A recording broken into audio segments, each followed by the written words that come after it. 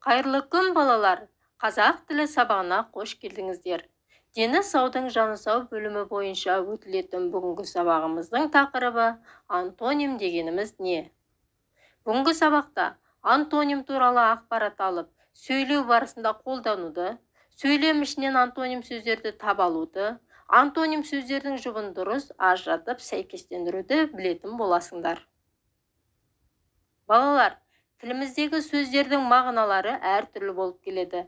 Яғни, сөздер антоним, синоним және амоним болып үшке бөлінеді.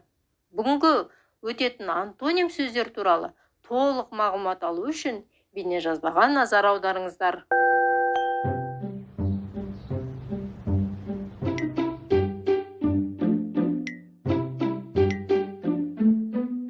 Дана, сен не істеп отырсың? Мен ойланып отырмын. Не туралы ойланып отырсың? Қарындаш туралы ма?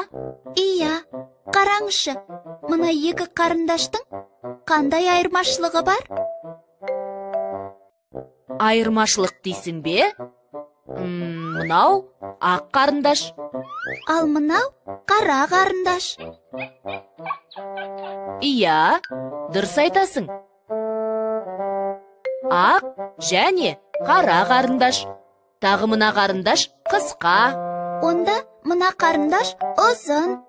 Сондай-ақ мынау жуан қарындаш. Иә, ал мынау жіңішке.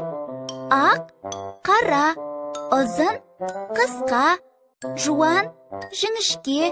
Бұл сөздер қарама-қарсы мағыналы сөздер деп аталады. Бұл сөздерді біз заттың сынын білдіретін сөздер деп оқыған едік.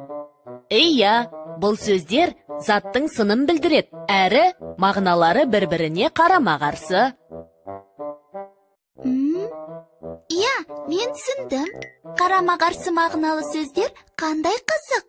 Үлкен, кішкентай, түзу, қисық, аз, көп, биік, аласа. Иә, бұл сөздердің барлығы қарама-қарсы мағыналы сөздер.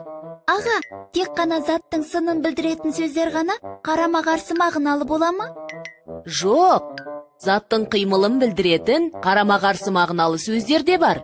Мысалы, шығу, кіру.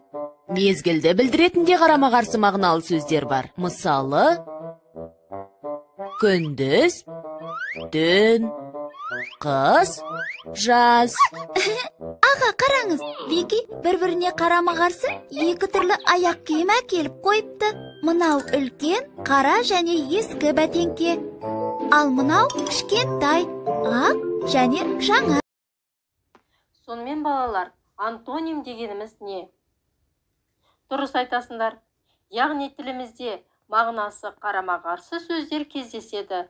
Мұндай сөздерді антоним сөздер дейміз. Мысалы, қатты жұмсақ, ішінде сыртында, жабық ашық, баяу жылдам.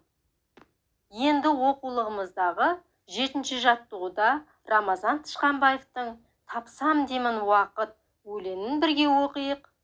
Өлеңнің алғашқы шумағын сіздер қимылмен көрсетіңіздер.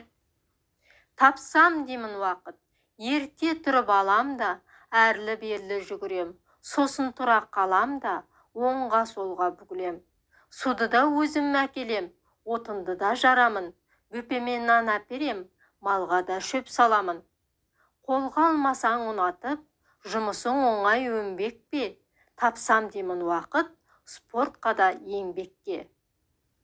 Жақсы балалар, өлең не туралы айтылған? Дұрыс айтасыңдар, өлеңнің алғашқы шумағы спорт туралы, ал екінші шумағы еңбек туралы айтылған. Жарайсыңдар. Балалар, спортпен шұғылдану, еңбек ету адам денсаулығы үшін маңызды.